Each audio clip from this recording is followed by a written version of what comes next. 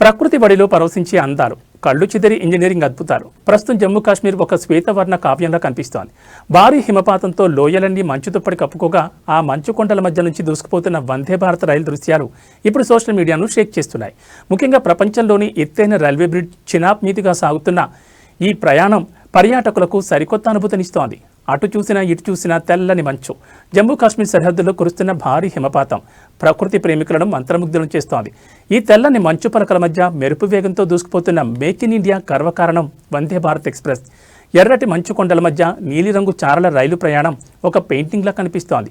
Engineering అద్భుతమైన చిన్న bridge మీదుగా రైలు వెళుతుంటే మేఘాలపైన ప్రయాణిస్తున్నామా అన్న భ్రమ కలుగుతోంది. ఇది కేవలం ప్రయాణం మాత్రమే కాదు, ఒక అద్భుత దృశ్య కావ్యం కూడా. ఒకప్పుడు కాశ్మీర్లో రైలు ప్రయాణం అంటేనే గగనంగా ఉండేది. కానీ ఇప్పుడు అత్యాధునిక సౌకర్యాలతో ఇంతటి అద్భుతమైన లొకేషన్ల మధ్య సాగుతున్న ఈ ప్రయాణం పర్యాటక రంగానికి కొత్త ఊపిరి పోస్తోంది. ఈ వింటర్ సీజన్లో కాశ్మీర్ వెళ్లే పర్యాటకులకు ఈ వందే భారత్ ప్రయాణం ఒక లైఫ్ టైం మెమొరీగా మిగిలిపోనుంది.